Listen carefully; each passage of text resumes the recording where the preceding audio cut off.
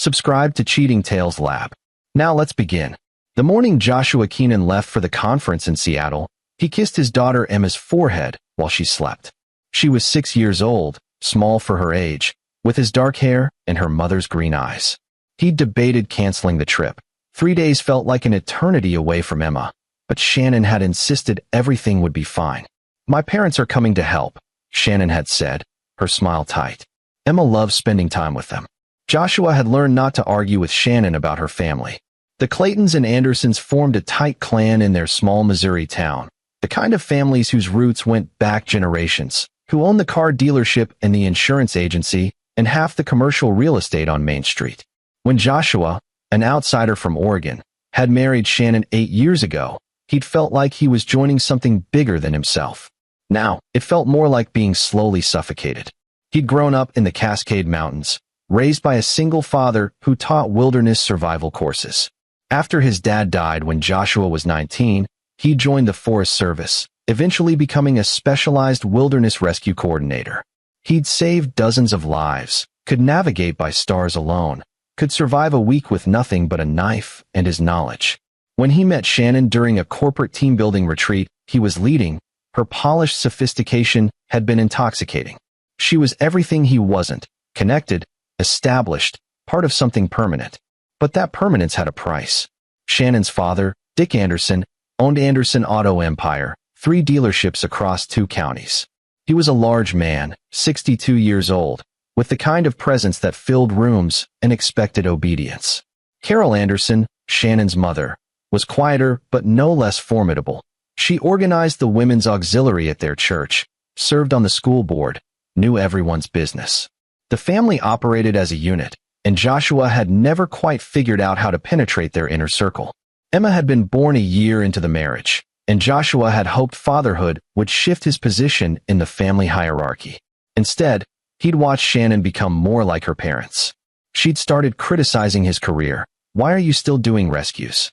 You're not in your 20s anymore."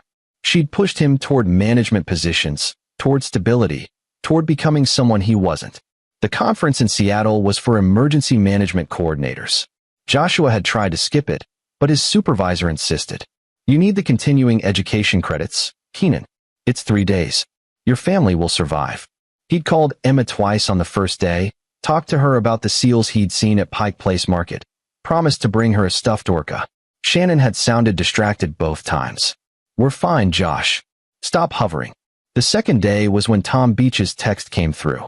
Joshua was in a breakout session on technical rope rescue when his phone buzzed.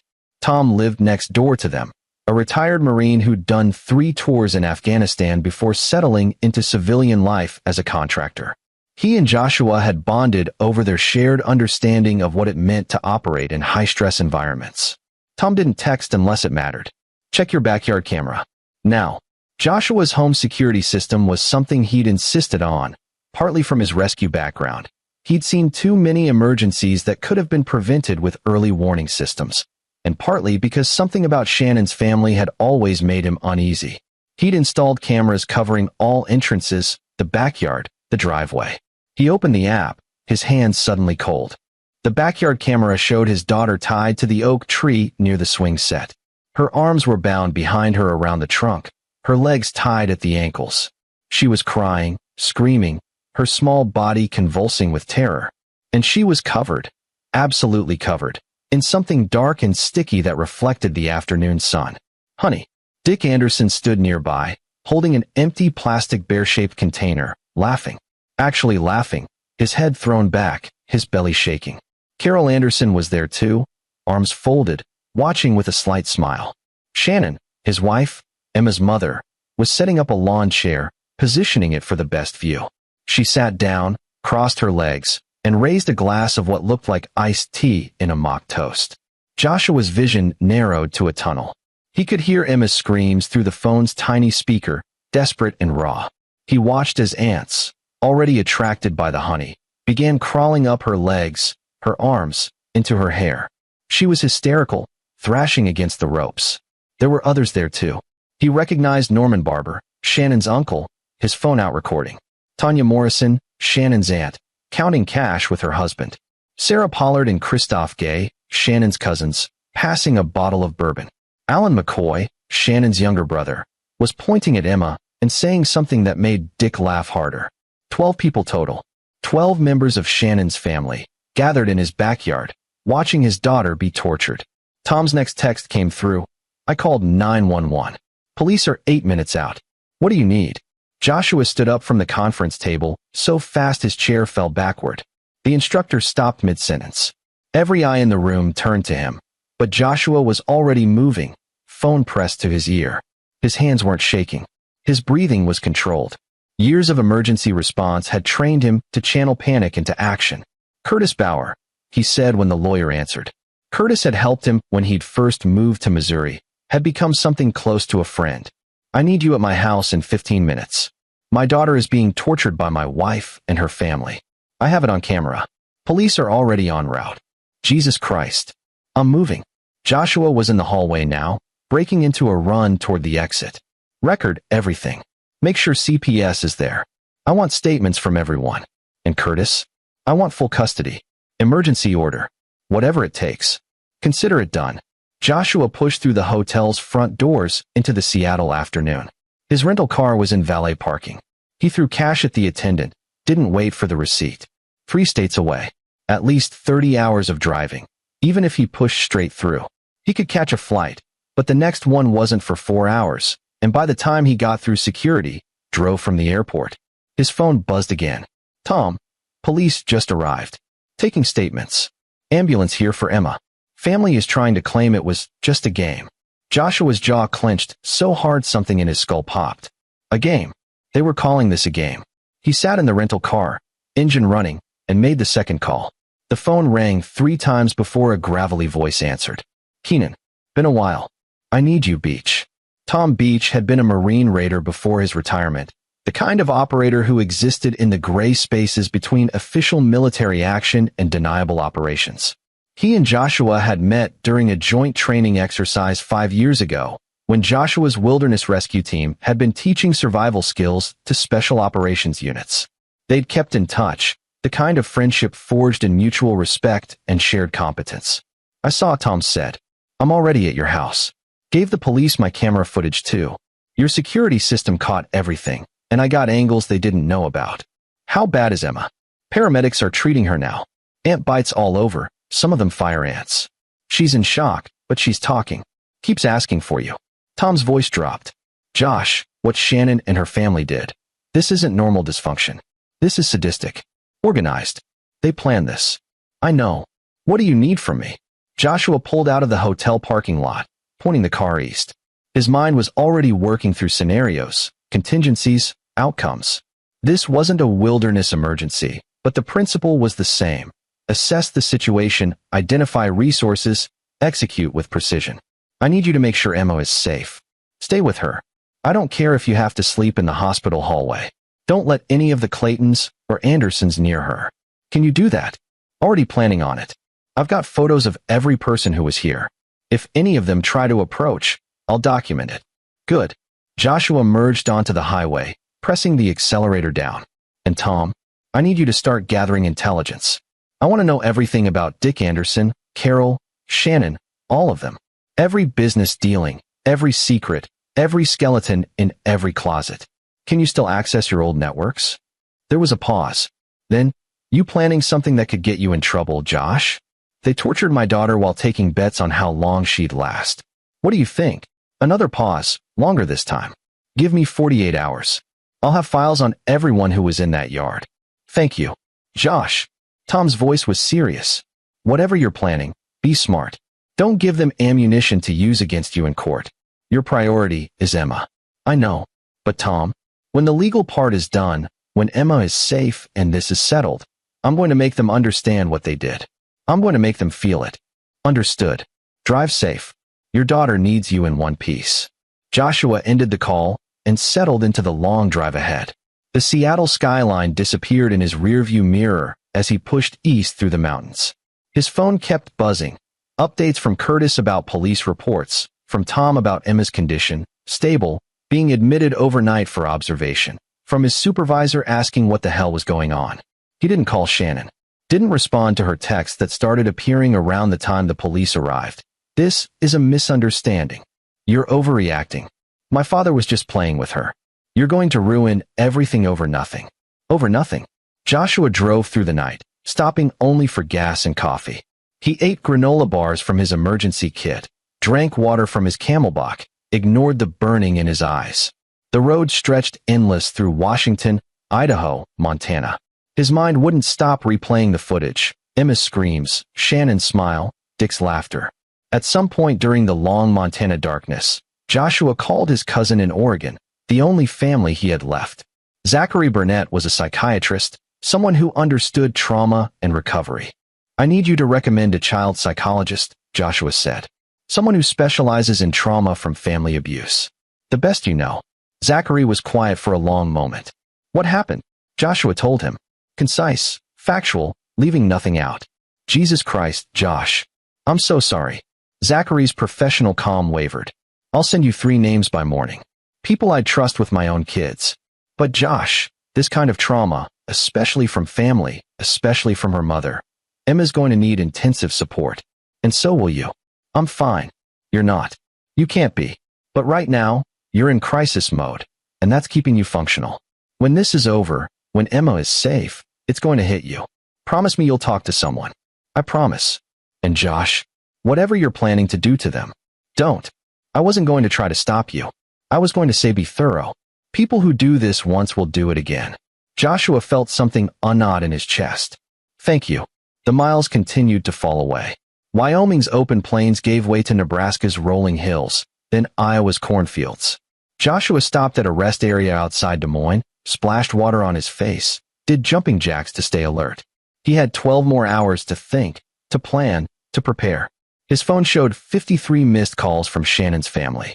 Dick Anderson had left voicemails ranging from conciliatory, "Son, I think we need to talk about this misunderstanding," to threatening, "You bring the police into family business, you're going to regret it." Carol Anderson sent emails about how children need discipline, how Emma was spoiled and needed to learn resilience. Norman Barber's message was short. "You always were an outsider, Keenan. Should have stayed in Oregon."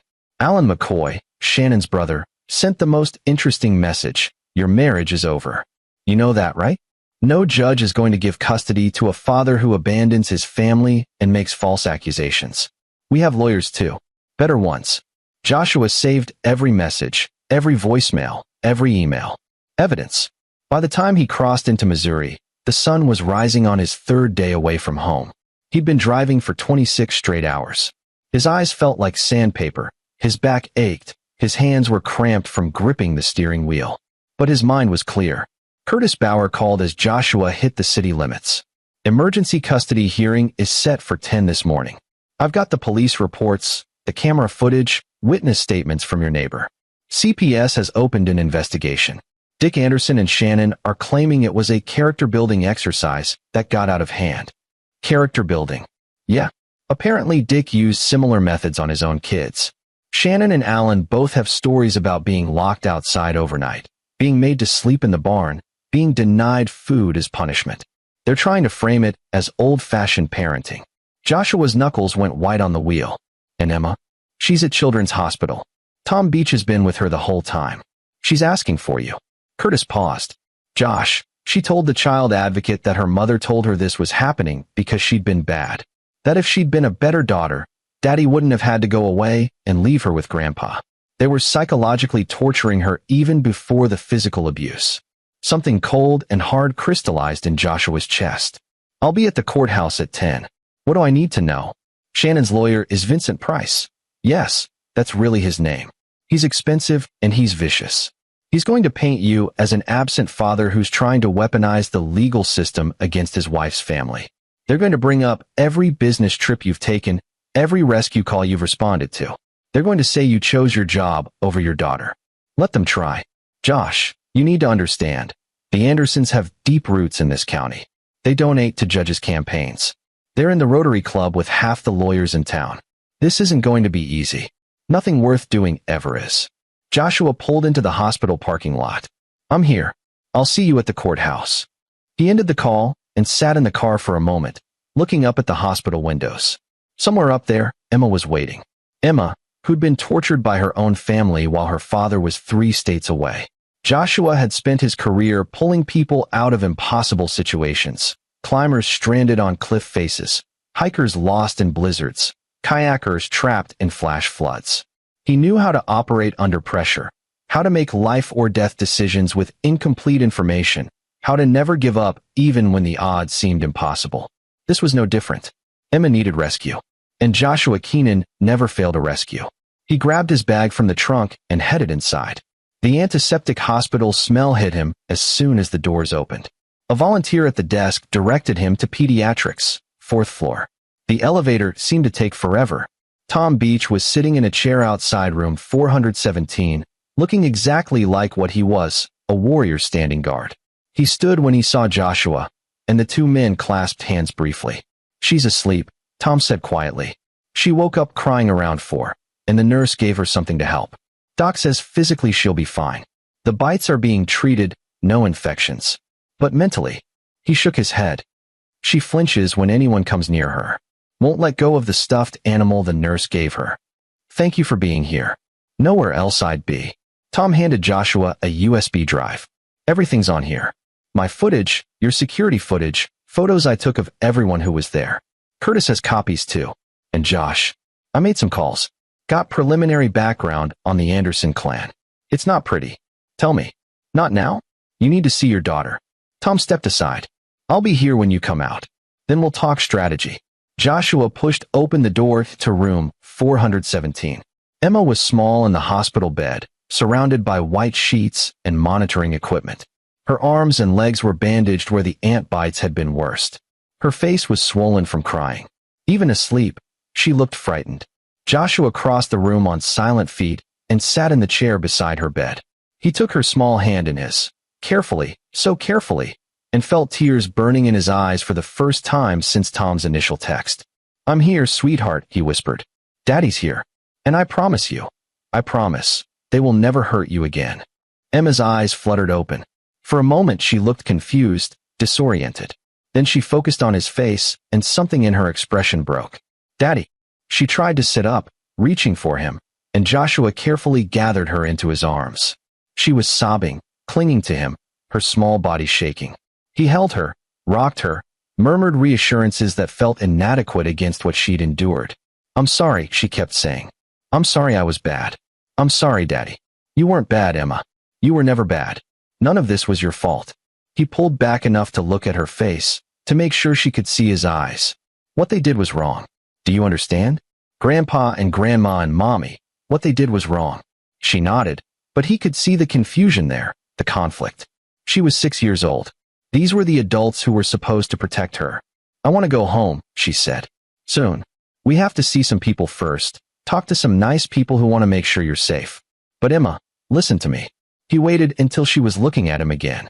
"From now on, it's you and me. I'm going to keep you safe. I'm going to make sure nobody ever hurts you again. Do you believe me?" "Yes, Daddy." But he could see the shadow of doubt in her eyes, and it tore him apart. He'd been 3 states away when she needed him most. He'd trusted his wife, his in-laws, and that trust had nearly destroyed his daughter. He would never make that mistake again. A nurse came in to check Emma's vitals, followed by a child advocate from CPS. Joshua recognized the methodical process, the questions designed to assess Emma's state of mind, to document her version of events, to build a case. He'd seen it before in his rescue work, the aftermath when they pulled children from dangerous situations. But this was different. This was his child, and the danger had come from within. By 9:30, Curtis Bauer arrived to take Joshua to the courthouse. Emma clung to him, not wanting him to leave, until Tom came in with a promise. "Hey, Emma," Tom said, kneeling beside the bed. "Your dad has to go be a superhero for a little while, but I'm going to stay right here with you. And when he comes back, he's going to make sure you never have to be scared again. That sound okay?" Emma looked at Tom, then at Joshua, then nodded slowly. Joshua kissed her forehead. "I'll be back as soon as I can. Be brave for me, okay?" "Okay, Daddy." He left before she could see his hands shaking. In Curtis's car on the way to the courthouse, Joshua finally let himself feel the full weight of what had happened. Curtis, bless him, didn't try to fill the silence with empty reassurances. He just drove, giving Joshua space to process. "They're going to try to destroy you," Curtis said eventually.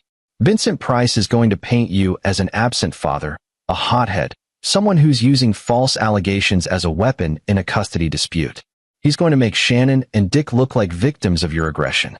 Let him try. Josh, I need to know. Are you going to keep your cool in there? Because if you lose your temper, if you give them anything they can use. I won't. Curtis glanced at him. You're too calm. That worries me more than if you were raging.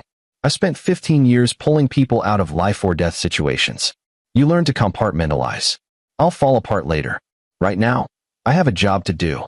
The courthouse was a grand old building in the center of town, all marble columns and brass fixtures. Joshua had been here once before, for a traffic ticket. Now he was here to fight for his daughter. Shannon was in the hallway with her parents and her lawyer. She dressed carefully, conservative dress, minimal makeup, the picture of a concerned mother. When she saw Joshua, something flickered across her face. Fear? Calculation? It was gone too quickly to read. Dick Anderson was in a suit that probably cost more than Joshua's monthly salary. He looked angry, his face red, his jaw tight. Carol stood beside him, icy and composed. Vincent Price was talking to them in low tones, his silver hair perfectly styled, his suit immaculate. Joshua felt Curtis's hand on his elbow, a gentle warning. Don't engage. Don't give them anything. They went into the courtroom. Judge Samantha Rivera presiding. Curtis had said she was fair, not in the Andersons' pocket, which was why he'd requested her specifically for the emergency hearing. The next hour was brutal. Vincent Price painted a picture of Joshua as an absentee father who'd abandoned his family for a work conference, who'd overreacted to what was at most an error in judgment by well-meaning grandparents. He showed photos of Dick Anderson as a pillar of the community, donations to the Children's Hospital, awards from the Chamber of Commerce, testimonials from employees about what a great man he was. Shannon testified with tears in her eyes about how Joshua had become distant, how he prioritized work over family, how she'd been trying to hold everything together. She claimed Emma had begged to spend time with her grandparents, that Dick had simply been teaching her resilience the way he'd taught his own children. Emma is a sensitive child, Shannon said, dabbing at her eyes. She overreacts to everything. Dick didn't realize she'd react so dramatically to a little discomfort. It was never meant to go that far. Joshua sat perfectly still through all of it, his expression neutral, his hands folded on the table. Only Curtis, sitting beside him, could feel the coiled tension in his body, like a spring compressed to its limit. Then it was their turn. Curtis played the security footage. All of it. Dick Anderson tying Emma to the tree. The honey. Emma's screams. Shannon setting up her chair. The 12 family members making bets, recording, laughing. The aunts. The courtroom went silent. Judge Rivera's face hardened. Curtis presented the police reports, the medical documentation, the witness statement from Tom Beach. He showed the voicemails and texts from the Anderson family, the threats, the attempts at intimidation. Then Joshua testified. He was concise, factual, devastating. He explained his career in wilderness rescue, his training in crisis response, his understanding of trauma and survival. He described receiving Tom's text, making the calls, driving through the night. Your Honor, he said, looking directly at Judge Rivera, I've spent 15 years saving lives. I've pulled children from avalanches, from drowning, from situations where minutes meant the difference between life and death. I've never seen anything as calculated and sadistic as what my wife and her family did to my daughter. This wasn't discipline. This wasn't poor judgment. This was torture, and they enjoyed it. Vincent Price tried to object, but Judge Rivera waved him off. Mr. Keenan, she said, what are you asking for? Full custody. No contact with the mother or her family until a thorough psychological evaluation can be completed. Protection for my daughter from people who see her pain as entertainment. Judge Rivera looked at the footage again, at the reports, at Shannon and Dick Anderson. Emergency custody is granted to the father, she said. Mrs. Keenan, you will have no contact with the minor child pending a full custody hearing in 30 days. Mr. Anderson, Mrs. Anderson, and all family members present during this incident are barred from contact with the child. Violation of this order will result in immediate arrest. This court is adjourned. Shannon's face went white. Dick Anderson stood up, shouting something about his rights, about persecution, about connections. His lawyer tried to calm him down, But Dick was beyond calm. "You'll regret this, Keenan," he shouted as bailiffs moved toward him. "You think you can come into this town and destroy this family? You have no idea who you're dealing with." Joshua turned, looked Dick Anderson in the eye, and smiled. It wasn't a nice smile. "No, Mr. Anderson. You have no idea who you're dealing with." The bailiffs escorted Dick out, still shouting threats. Shannon left with her mother, both of them stone-faced. Vincent Price gathered his materials with the air of a man planning his next move. Curtis put a hand on Joshua's shoulder. "You won. Emma's safe. For now," Joshua said. "But they're not done, and neither am I." They left the courthouse through a side exit, avoiding the small crowd of reporters that had gathered. News traveled fast in a small town, especially when it involved prominent families. By evening, the story would be everywhere. Good. Joshua wanted everyone to know what the Anderson family really was. Back at the hospital, Emma was awake and eating Jell-O. She brightened when she saw Joshua, reaching for him immediately. "Did you win, Daddy?" "I won, sweetheart. You're coming home with me. And nobody from Mommy's family is allowed to come near you. Not even Mommy." Joshua's heart broke a little. "Not even Mommy. Not right now. Is that okay?" Emma thought about it, her small face serious. Then she nodded. "Okay. I don't want to see her right now anyway." Tom Beach appeared in the doorway with a duffel bag. "Packed some things from the house. Figured you wouldn't want to go back there yet." He set the bag down, then pulled Joshua aside. "We need to talk. The files I mentioned. You're going to want to see them before you decide what to do next." Joshua looked at Emma, safe in the hospital bed, surrounded by monitoring equipment and stuffed animals. Then he looked at Tom. "Tomorrow," he said. "Tonight, I'm staying with my daughter." "Fair enough. I'll be at my place when you're ready." "Josh," Tom's expression was serious. "What I found, it goes deeper than you think. The Andersons have been doing this kind of thing for a long time. Emma wasn't the first." Something cold settled in Joshua's chest. "Tell me you have proof." "I have proof. And Josh, when you see it, you're going to want to burn their entire world down. Just make sure you do it smart." Tom left, and Joshua returned to Emma's bedside. She fell asleep holding his hand, her breathing finally calm and steady. The nurse brought him a blanket and a pillow, and he settled into the uncomfortable hospital chair for the night. But he didn't sleep. He couldn't. His mind was already working through scenarios, through plans, through exactly how he was going to make the Anderson family pay for what they'd done. He'd won custody. Emma was safe. The legal battle was just beginning, but he'd protect her through all of it. And then, once the courts were done, once Emma was healing, once everything was settled and secure, Joshua Keenan was going to show Dick Anderson and his entire family what it meant to be truly afraid. They'd tied his daughter to a tree and covered her in honey to watch the ants devour her. They'd made bets on her suffering. They'd laughed at her screams. Joshua had spent his career in the wilderness, learning nature's laws, understanding survival and predator and prey. The Andersons were about to learn those lessons too. And unlike Emma's ordeal, theirs wouldn't end in 45 minutes. The morning after the custody hearing, Joshua signed Emma out of the hospital. She held his hand tightly as they walked to the car, flinching at every sudden movement, every loud noise. Tom Beach had arranged for them to stay at a short-term rental on the other side of town, a small house, quiet street, far from Anderson territory. Emma explored her new temporary home with cautious curiosity while Joshua unpacked the bags Tom had brought. Clothes, toys, some of Emma's favorite books. Tom had been thorough, even remembering her stuffed penguin that she slept with every night. "Daddy." Emma appeared in the doorway of the bedroom he was setting up for her. "Is Mommy mad at me?"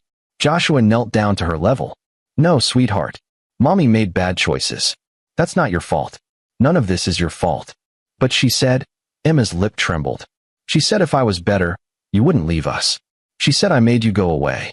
White-hot rage flashed through Joshua, but he kept his voice calm. "Emma, look at me. I went to Seattle for work. Just 3 days. I've gone on work trips before, remember? I always come back. Mommy lied to you. She lied to make you think you did something wrong. But you didn't. She lied." "Yes."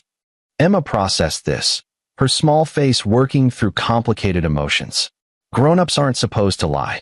No, they're not. But sometimes they do. And when they do, there are consequences. The doorbell rang, and Emma jumped. Joshua squeezed her hand reassuringly before checking the security camera on his phone. Curtis Bauer, with a woman Joshua, didn't recognize. He opened the door to find his lawyer and a kind-faced woman in her 50s. "Josh, this is Dr. Elisa Phillips. She's the child psychologist your cousin recommended. I took the liberty of calling her." Dr. Phillips smiled warmly. "Mr. Keenan, I've reviewed Emma's case file. I'd like to start sessions as soon as possible, if you're comfortable with that." Joshua looked back at Emma, who was peering around the doorframe. "Emma, this is Dr. Phillips. She's someone who helps kids who've had scary things happen. Would you like to talk to her?" Emma hesitated, then nodded slowly. They settled in the living room. Emma on the couch with her penguin, Dr. Phillips in a chair, Joshua within sight, but giving them space. Curtis handed Joshua a thick folder. Discovery from Shannon's side. Vincent Price is pushing for a full custody trial in 3 weeks instead of 30 days. He's confident. Let him be confident.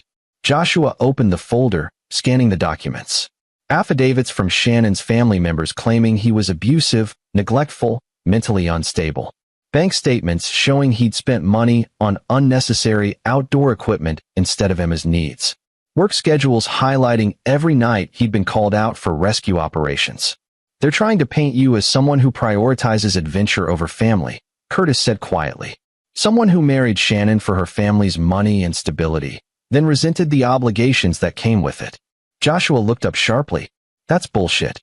I know, but they're going to try to make it stick. They're claiming Emma's sensitivity is a result of your parenting style, that you've made her fearful of normal discipline by overprotecting her. They're saying the honey incident was an attempt to teach her resilience, which you failed to instill. An attempt that involved 12 people betting on how long she'd last while being eaten by ants. We have that on video. But Vincent Price is going to argue that the betting was crude humor, not serious gambling. That it was in poor taste, but not abusive. That Dick Anderson comes from a generation that valued toughness over coddling." Joshua closed the folder.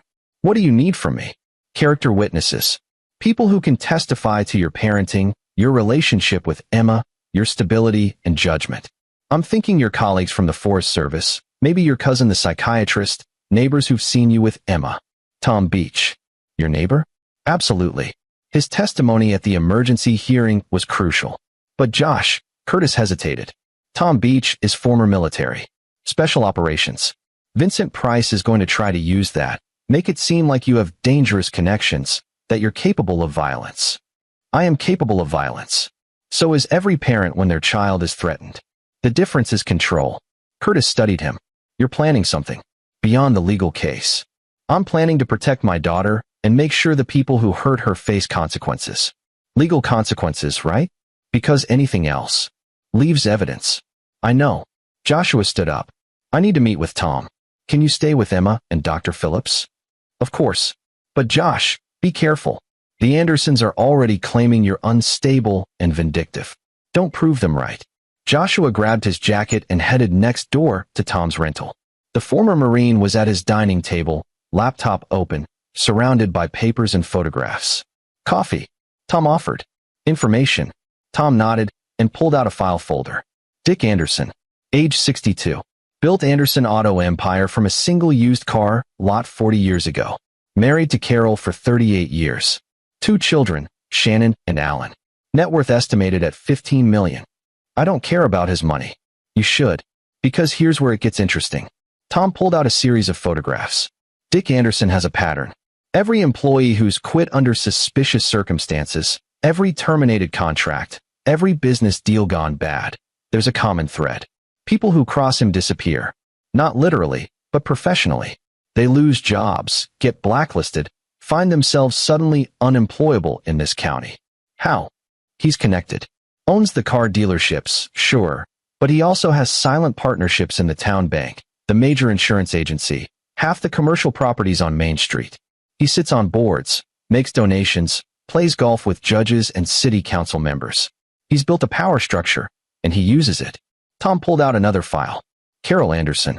Born Carol Olson, married Dick right out of high school. No criminal record, pillar of the community, very active in church and civic organizations. But he slid over some newspaper clippings.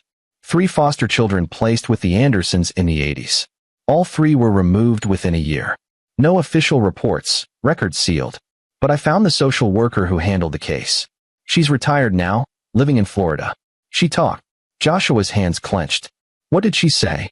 Dick and Carol viewed foster children as free labor, made them sleep in an unheated shed, denied them food as punishment, forced them to do manual labor at the car lot.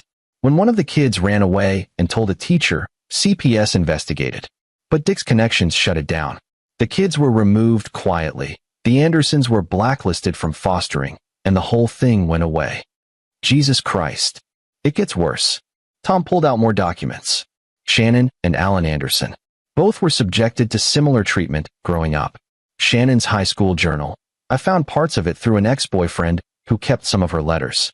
She described being locked in the basement overnight for bad grades, being forced to run laps until she vomited for talking back, being made to kneel on rice as punishment. Joshua felt sick. She became exactly like them. Cycle of abuse. Alan's the same. Got arrested twice for assault in college. Charges dropped both times because daddy made donations to the right people. He works at the dealership now, lives in a house Dick owns, is completely under his father's thumb. What about the others? The people at the house that day? Tom pulled out a chart. Norman Barber, Carol's brother. He's Dick's business partner in the insurance agency. Divorced 3 times, history of domestic violence allegations, none of which stuck. Tanya Morrison, Carol's sister-in-law, married to Carol's late brother. She's Dick's accountant. The cousins, Sarah Pollard and Christoph Gay, both work for Anderson businesses in some capacity. Everyone in that yard that day is financially dependent on Dick Anderson. He bought their complicity. Worse, he cultivated it. Created a family culture where abuse is normal, where the weak are targets, where loyalty to the clan trumps everything else. And Josh. Tom leaned forward. Emma wasn't the first grandchild. Alan has a daughter, age 8, lives with her mother 2 counties over after a nasty divorce. I contacted the mother. She has stories about the Andersons that'll make your blood run cold.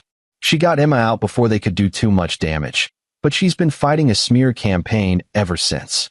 Joshua stood up, paced to the window. Outside, it was a normal suburban morning. People walking dogs, kids riding bikes. Normal life, continuing while his world burned. I want to talk to her. Alan's ex-wife. I arranged it. She's driving up tomorrow. Her name is Erin Strickland. She's willing to testify in your custody case, and she's got documentation Curtis can use. Good. Joshua turned back to Tom. What else? The dealerships. Dick runs them through a combination of pressure and exploitation. High employee turnover, lots of complaints to the labor board that never went anywhere. He's got 3 managers who've been with him for decades. They're all true believers in his methods. Loyalty above all else. Tom pulled out financial records. But here's the thing. Dick's empire isn't as solid as it looks. He's been making some bad investments.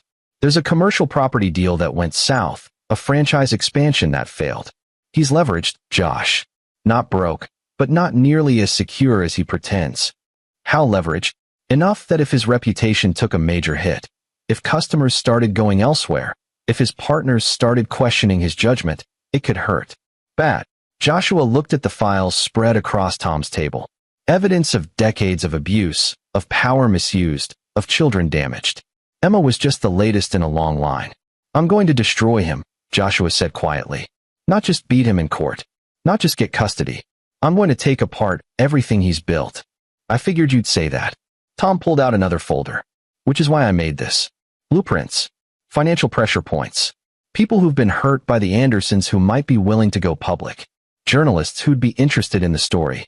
Every angle I could think of. Joshua opened the folder. It was thorough, detailed, strategic. You've been busy. I've got time and skills and a strong dislike for people who hurt kids. Plus, Tom's expression hardened. I've seen what happens when powerful people think they're untouchable. They keep hurting people until someone stops them. Shannon and her family tortured your daughter, Josh. They need to be stopped. They will be. Joshua gathered the files. But carefully, systematically. I need Emma safe first, custody finalized, her trauma addressed. The Andersons can't know what's coming. They need to think they're winning right up until the moment they realize they've lost everything. The long game. The only game worth playing. Joshua checked his phone. A text from Curtis saying Emma's session with Dr. Phillips was going well. I should get back. Can you send me digital copies of everything? Already done. Encrypted files, sent to the email you set up last night. Tom walked him to the door. Josh, be patient. I know you want to burn their world down right now, but if you move too fast, you'll give them time to recover. Let them think they're safe. Let them get cocky. Then strike when they're not looking. I know. I've extracted people from avalanche zones. You don't just dig randomly. You probe, you plan, you make sure every move counts. Exactly. And Josh, Tom gripped his shoulder.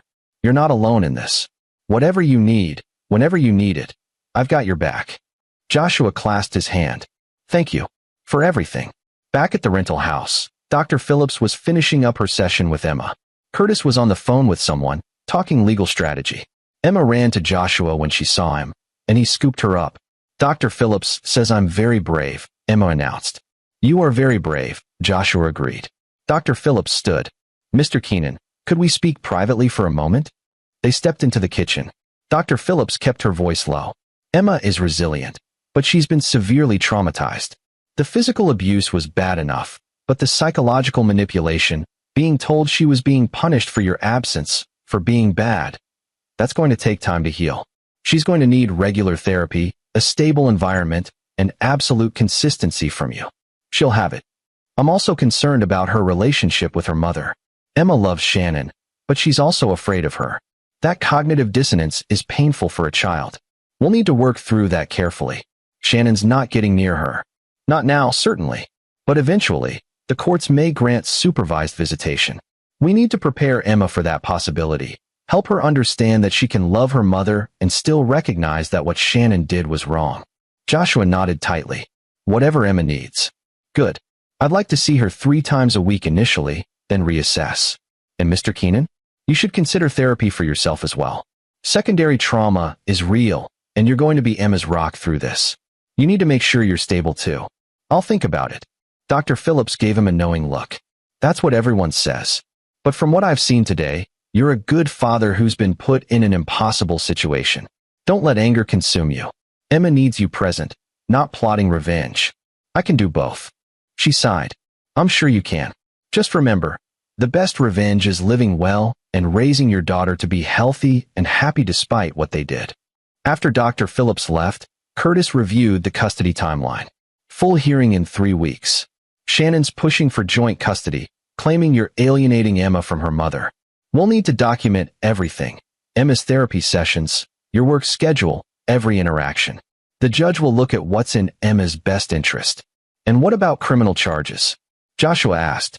Dick Anderson committed assault and child abuse. Shannon was complicit. Why are they walking free? Curtis grimaced. Small town, powerful family.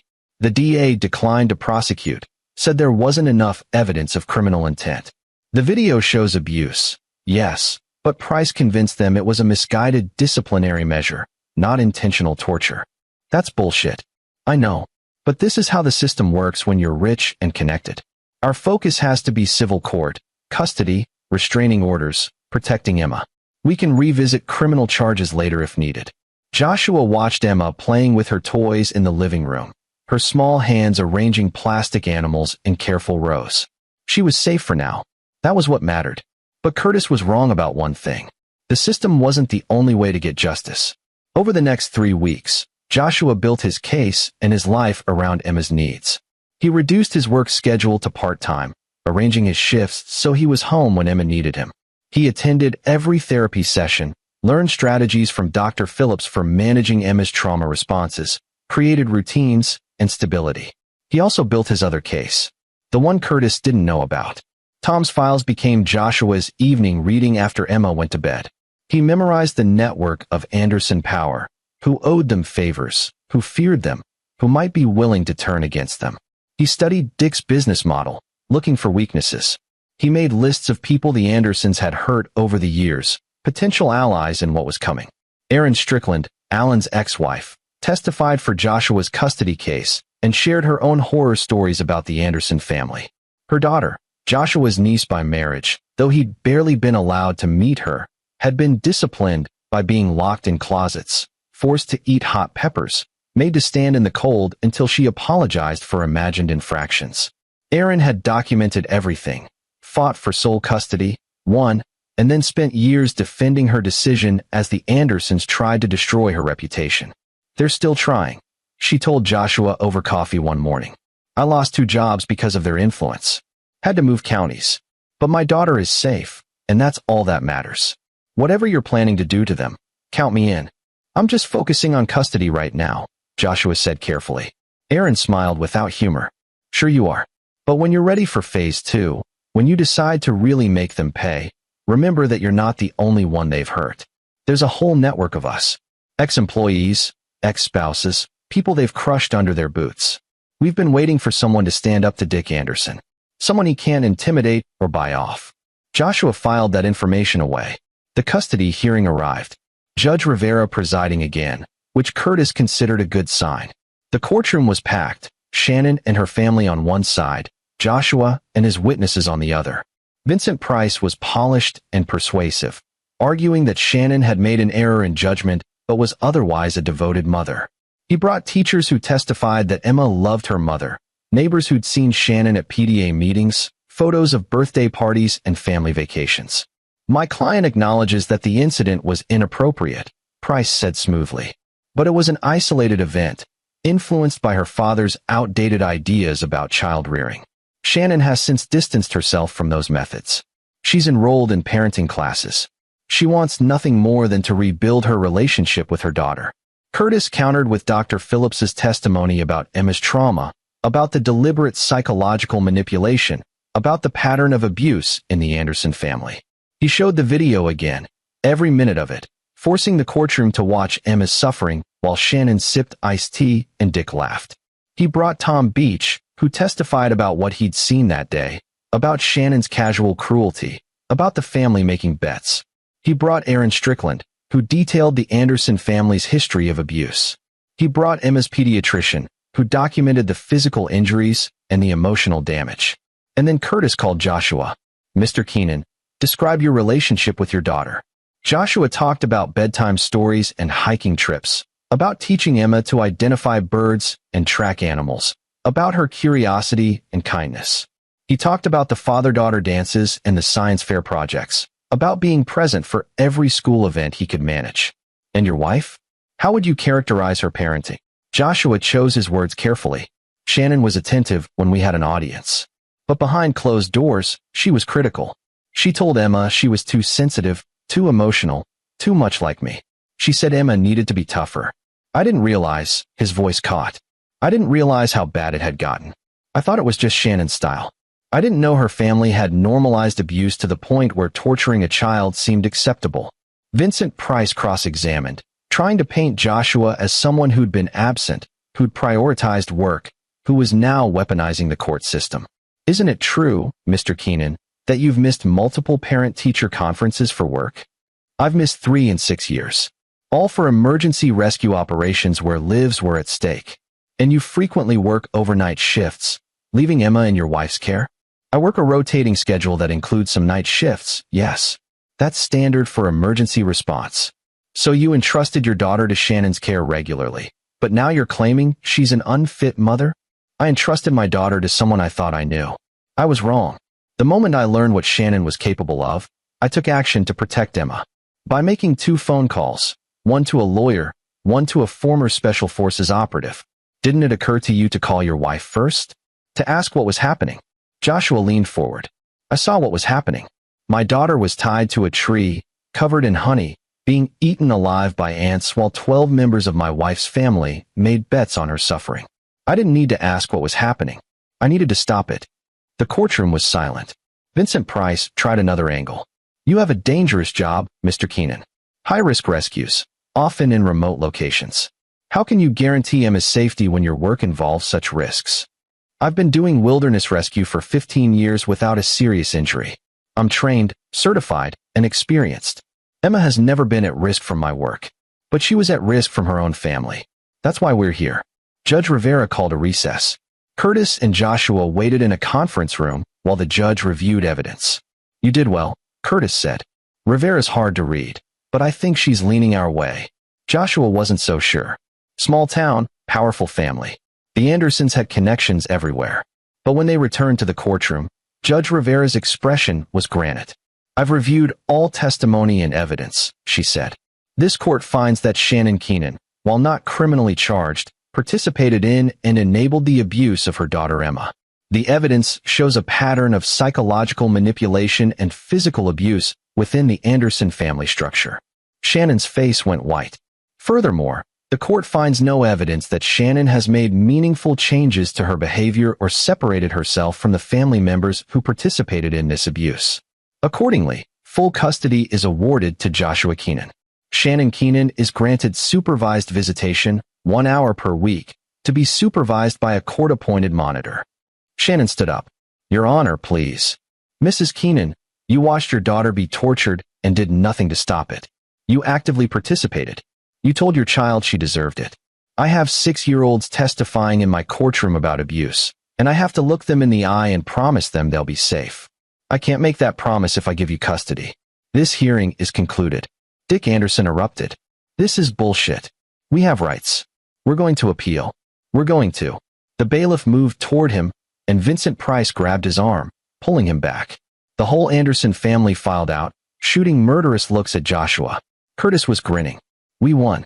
Full custody, minimal visitation. That's about as good as it gets. Joshua felt relief wash over him, but also something darker.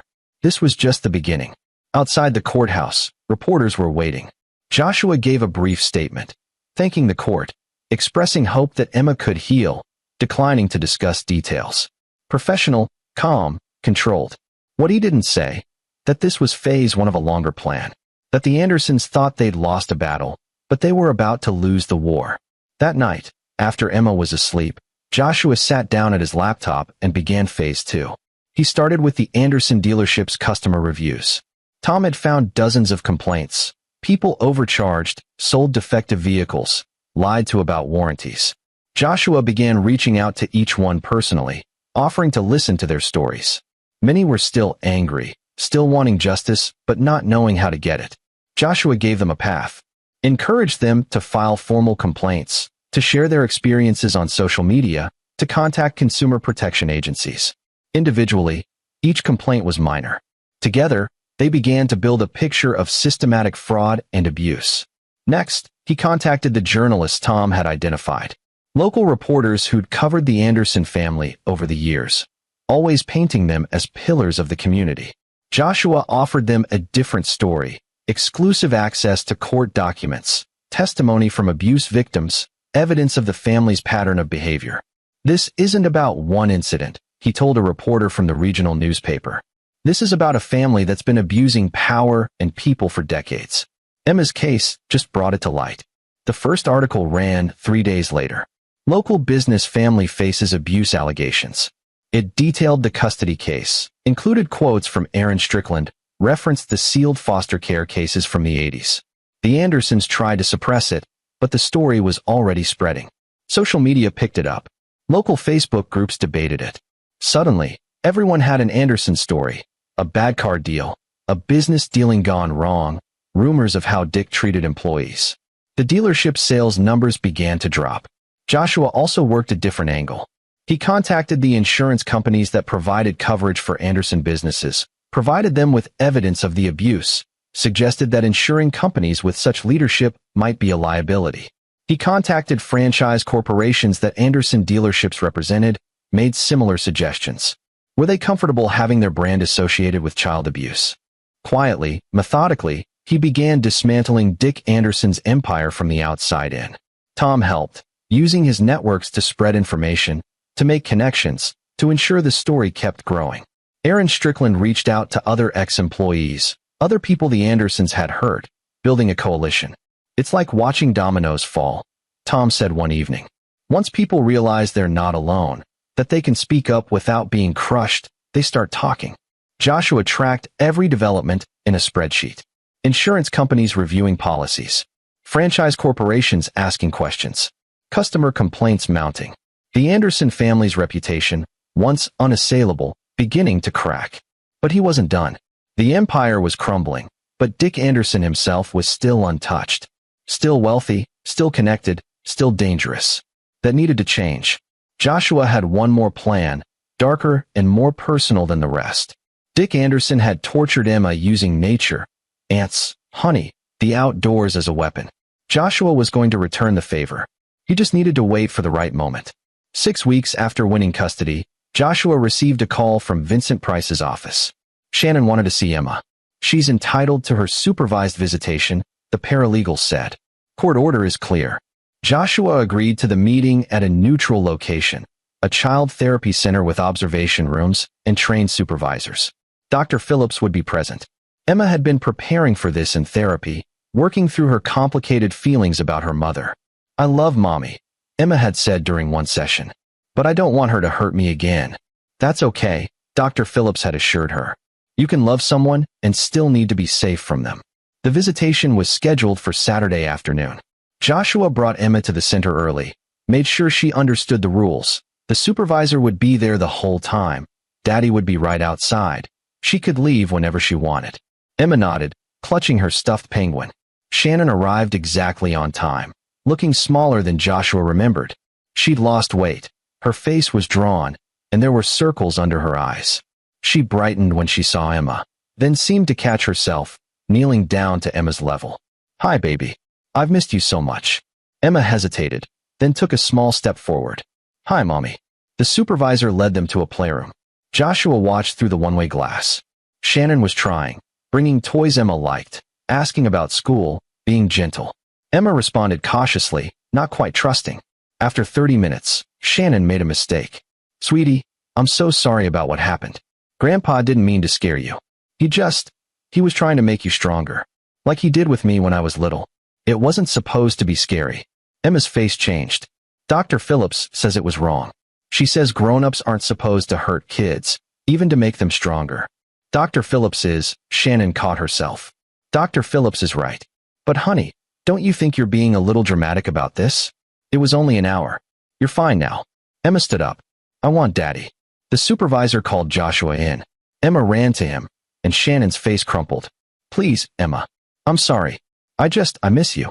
I want my daughter back." "You gave her up when you watched her be tortured," Joshua said quietly. "Visitation is over." They left Shannon crying in the playroom. In the car, Emma was quiet. Joshua didn't push her to talk. When they got home, she went straight to her room, and Joshua heard her talking to her stuffed animals, working through what had happened. Dr. Phillips called an hour later. Shannon showed no real understanding of what she did wrong. She's still minimizing, still trying to justify. Emma picked up on that immediately. These visits might do more harm than good. Can we stop them? We can document Shannon's lack of insight and request a modification. But Josh, Shannon's being pressured by her family. I could see it in her body language. She's torn between protecting Emma and staying loyal to the Andersons. She made her choice. Maybe. Or maybe she's still trapped in the same abuse cycle she grew up in. That doesn't excuse what she did, but it's worth understanding. Joshua didn't care about understanding Shannon's motivations. He cared about protecting Emma. But Dr. Phillips's words stuck with him. Shannon was trapped. The whole family was trapped in Dick Anderson's web of power and abuse, which meant the key to destroying them all was destroying Dick. The opportunity came 2 weeks later. Tom called with news. Dick Anderson is going on his annual hunting trip. Every year, he takes his inner circle, Alan, Norman, a few loyal employees, to a private hunting ranch in Montana.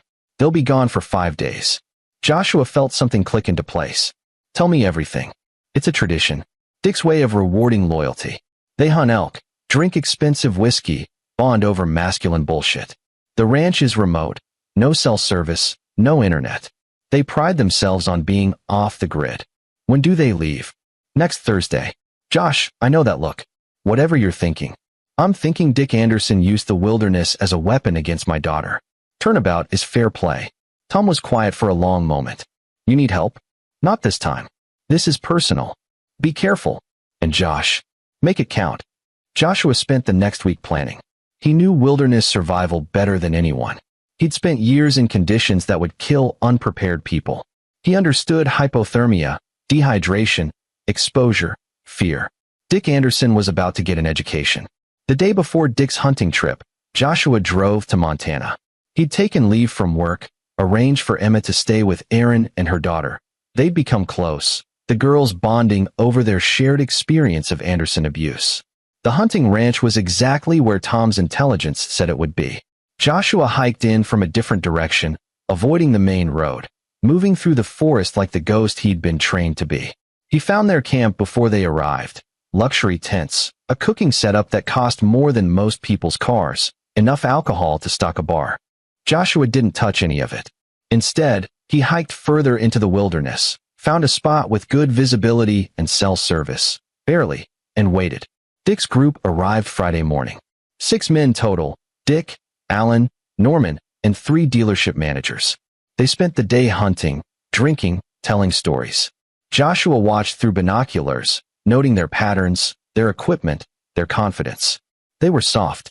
City men playing at wilderness, relying on guides and gear and money to smooth over their lack of actual skill. Perfect. That night, after they'd drunk enough whiskey to ensure deep sleep, Joshua moved. He didn't sabotage their equipment. That would be too obvious.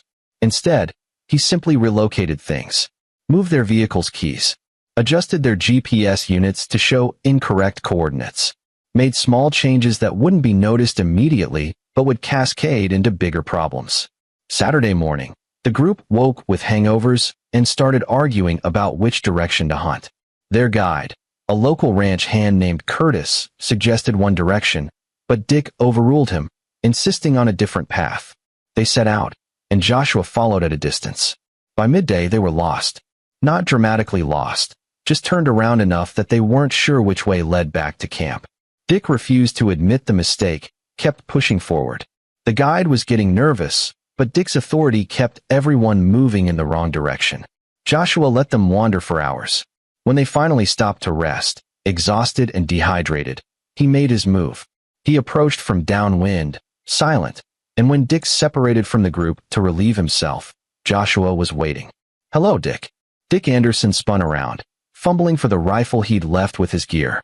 "Keenan, what the hell are you doing here?" "Teaching you a lesson." Dick's face purpled. "You threatening me, boy? You have any idea who you're dealing with?" "Yes. A man who tied my daughter to a tree and watched ants eat her alive. A man who thinks power and money put him above consequences." Joshua stepped closer. "But out here, Dick, none of that matters.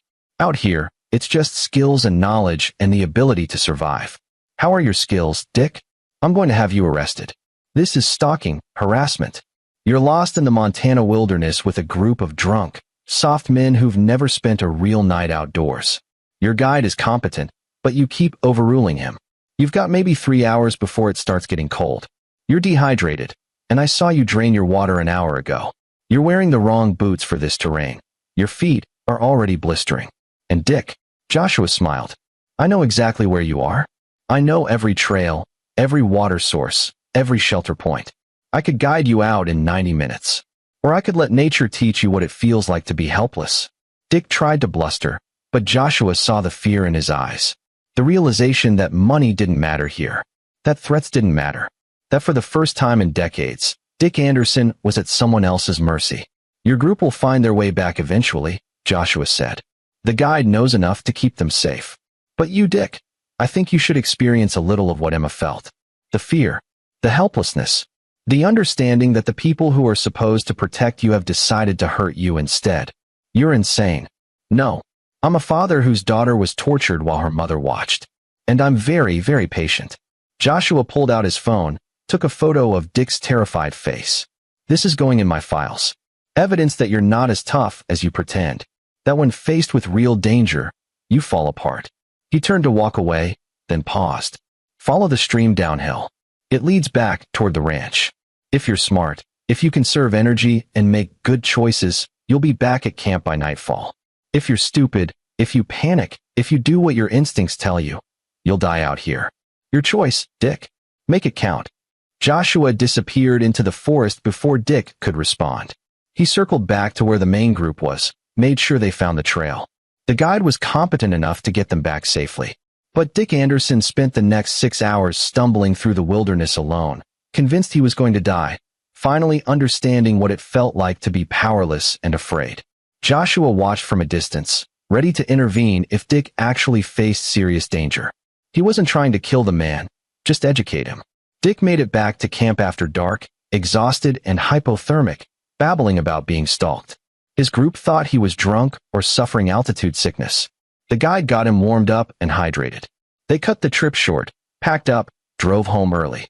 Joshua was already back in Missouri by the time Dick's group made it to town. And he had what he needed. The photo of Dick's terrified face, proof that the great Dick Anderson was just a scared old man when stripped of his power. But that was just one piece. The real destruction was still coming. The Monday after the Montana trip, Dick Anderson called a family meeting. Joshua only knew about it because Tom had managed to plant listening devices in several Anderson properties during the chaos of the custody case. Strictly illegal, but Tom had friends who specialized in such things. Joshua listened to the recording that evening after Emma was asleep. Dick's voice, still rough from his wilderness ordeal. Keenan is coming after us. He's not just fighting for custody. He's trying to destroy the family.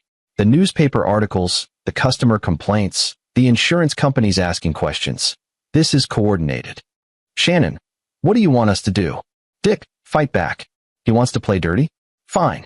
We go after his job, his reputation, his custody. I want Vincent to file for emergency custody review. I want private investigators digging into every corner of his life. I want him discredited, broke, and broken. Alan, what about criminal charges? He stalked you in Montana. That's illegal. Dick, no proof. My word against his. And I was drunk and lost. Won't stick. A pause.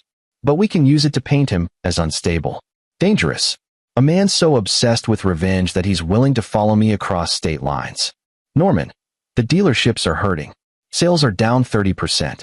If this continues. Dick, then we need to control the narrative. Carol, you work your church connections. Frame this as a family being persecuted by an outsider. Shannon, you play the victim. Poor mother kept from her child by vindictive ex-husband. Alan, you handle the business side. Make sure our employees know that loyalty will be rewarded and disloyalty will be punished. The plan was classic Anderson. Use power, money, and connections to crush opposition. It had worked for decades. But Joshua had been preparing for this. The next day, he drove to a neighboring county and met with a federal investigator named Frederick Nelson. Tom had made the introduction. Nelson worked for the FBI's white-collar crime division and had been looking into Anderson Auto Empire for potential fraud. We've had complaints for years, Nelson said. But nothing stuck. Dick Anderson has friends in local law enforcement, friends in the DA's office. Every time we tried to build a case, it evaporated. Joshua handed over a flash drive. This is 3 months of documentation. Customer complaints with evidence of fraud. Employee testimonies about wage theft and unsafe working conditions. Financial records showing shell companies and potential money laundering. And testimony from abuse victims showing a pattern of using power to escape consequences. Nelson opened the files, his expression growing more interested with each document. Where did you get this? Concerned citizens. People who've been waiting for someone to take Dick Anderson seriously. This is extensive. If even half of this is accurate, we could build a RICO case. How long? Months. Maybe a year. Federal cases take time. Nelson looked at Joshua. Is this personal for you? Very. But that doesn't make it less true. No, Nelson agreed. Just makes it more satisfying. Joshua left that meeting feeling momentum building. Federal investigation would take time, but it was another thread pulling at the Anderson empire. Meanwhile, the newspaper articles continued. More ex-employees came forward with stories. More customers filed formal complaints. The local news picked up the story, ran a segment about the custody case and the allegations of abuse. Anderson Auto Empire's reputation, carefully built over 40 years, began to crumble in weeks. Dick tried to fight back. He gave interviews painting himself as a victim of a smear campaign, a good man being destroyed by a vengeful ex-son-in-law. But the narrative didn't stick. Too many people had stories. Too many victims were finally talking. Shannon filed for emergency custody review, claiming Joshua was brainwashing Emma against her family.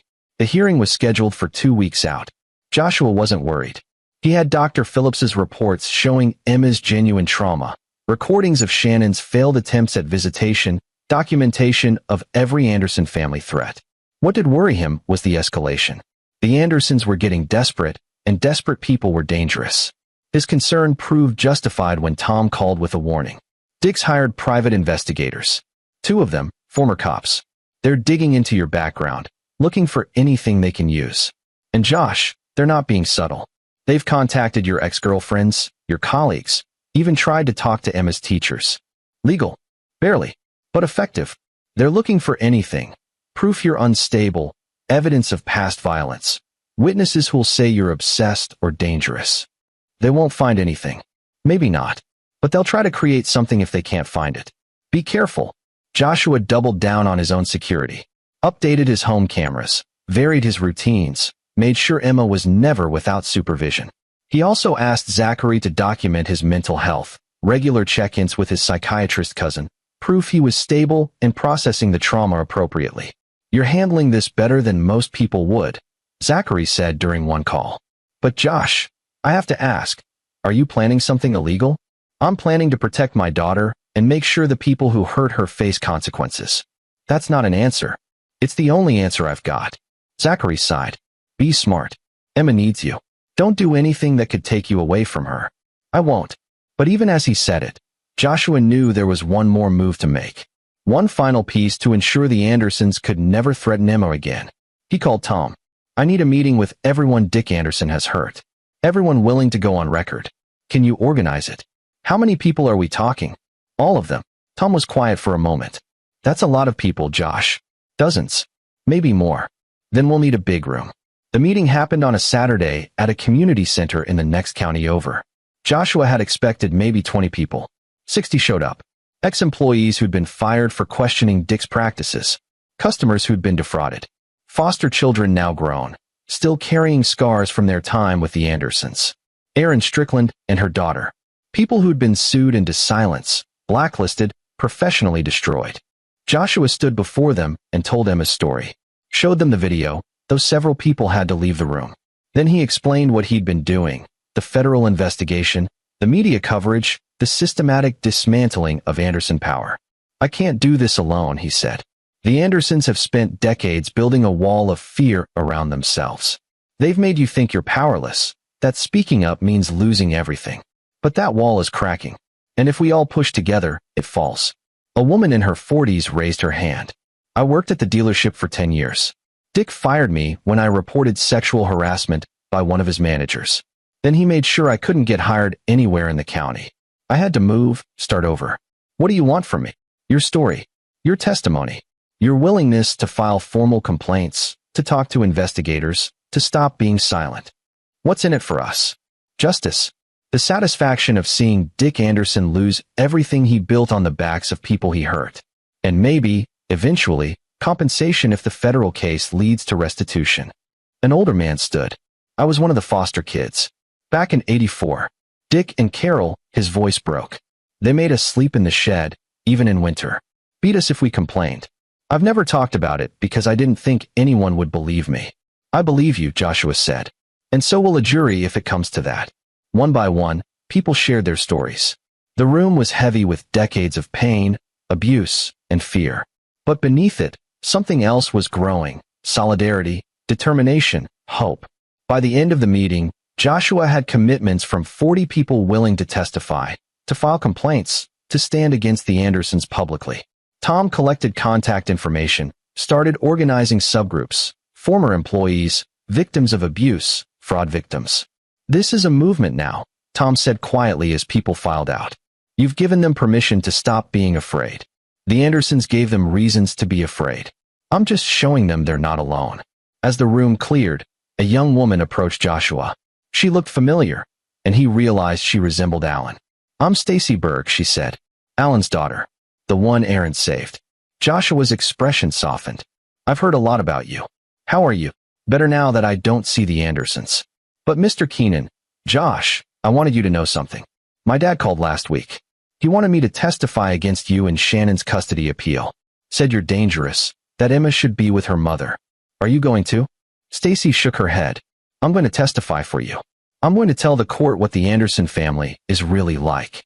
What they did to me, what I watched them plan to do to Emma. My dad thinks loyalty to family means protecting abusers.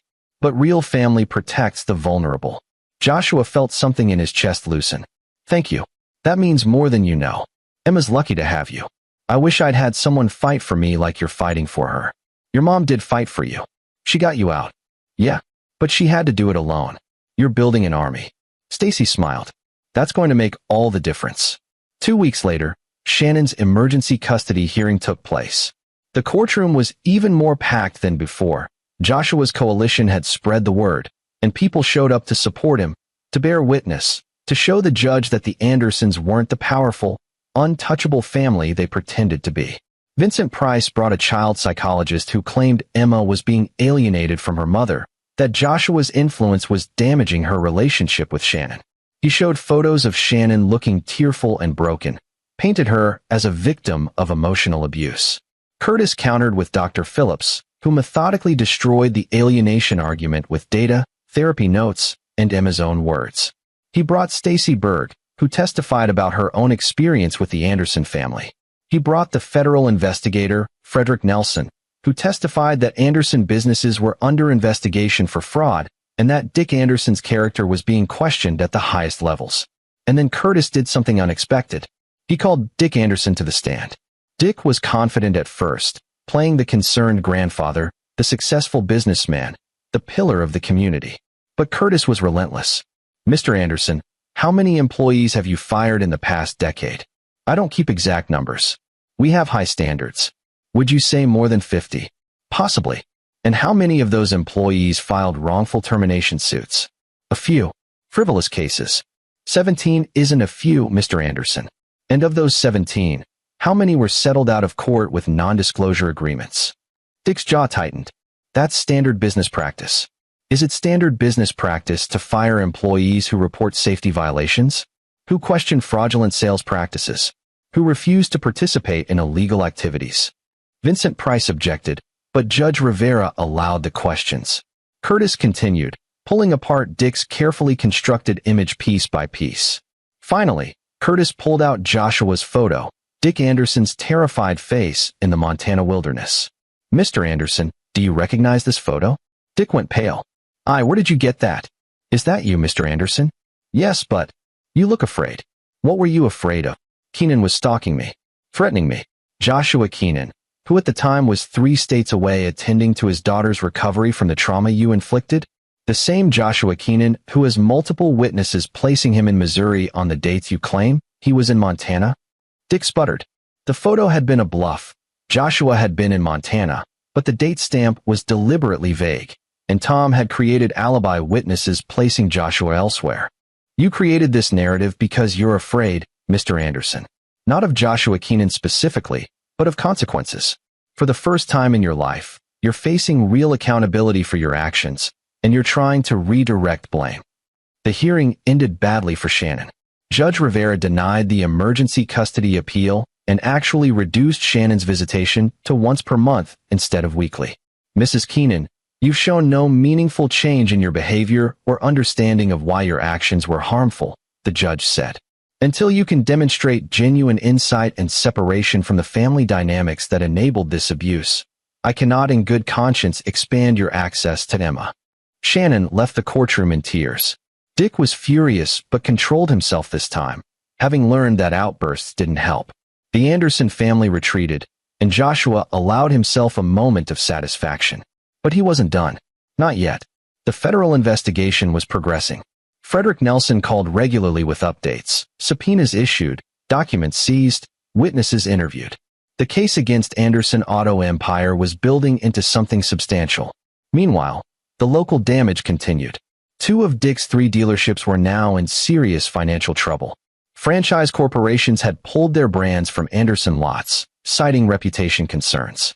The bank was asking questions about loan collateral. Dick's insurance agency lost its major contracts.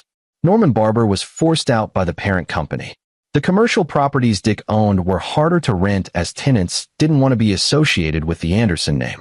Joshua watched it all unfold with quiet satisfaction. He'd set the dominoes in motion, but the Anderson family's own history of abuse, fraud, and cruelty was what actually toppled them. 6 months after the Honey incident, Dick Anderson declared bankruptcy. The dealerships were seized by creditors. The insurance agency dissolved. The commercial properties went into foreclosure.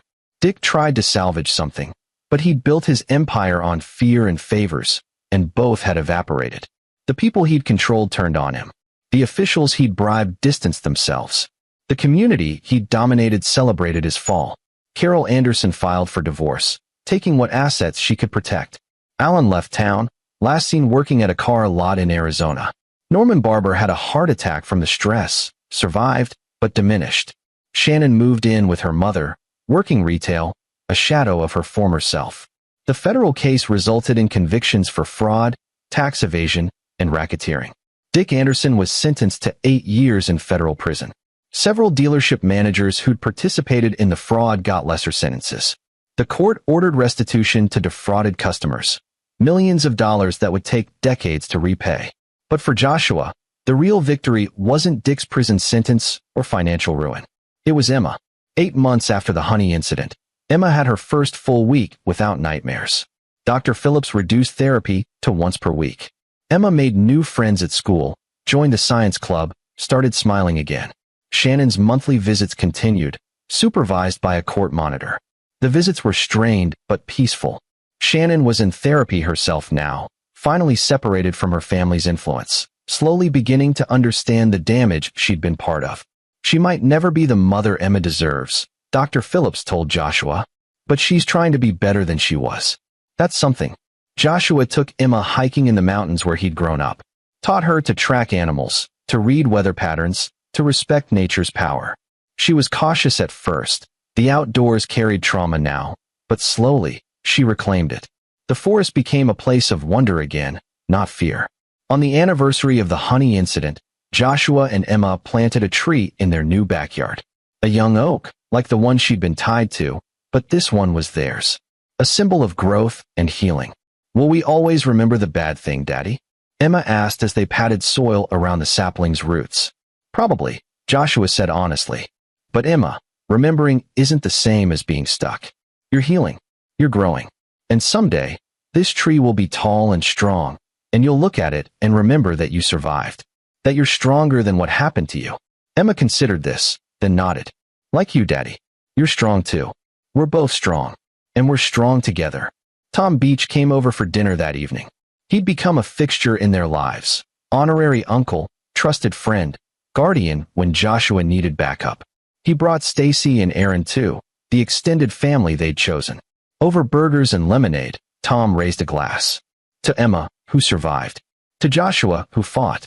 And to justice, which sometimes takes longer than we'd like, but arrives in the end. They toasted, and Emma grinned, holding up her lemonade. Later, after everyone left and Emma was asleep, Joshua stood in the backyard looking at the young oak tree. It would take years to grow tall, decades to reach maturity. But it would get there, one season at a time. Just like Emma. Just like healing. His phone buzzed, a news alert. Dick Anderson's appeal had been denied. 8 years in federal prison was now certain. Joshua felt no triumph, no satisfaction. Just a quiet sense of completion. The battle was over. Emma was safe. The Andersons had faced consequences. Justice, imperfect and delayed, had arrived. He went inside, checked on Emma one more time, sleeping peacefully, her penguin tucked under one arm, and finally let himself rest. The war was won. The healing could begin. And Joshua Keenan, wilderness rescue coordinator turned single father, protector, and avenger, could finally just be dad. The role that mattered most. The only role he'd ever really wanted. Emma was safe. The Andersons were broken. And Joshua had proven that sometimes the best revenge isn't just destruction. It's building something better from the ashes.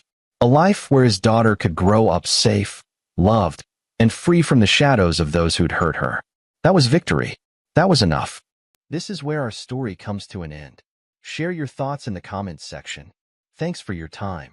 If you enjoy this story, please subscribe to this channel. Click on the video you see on the screen, and I will see you there.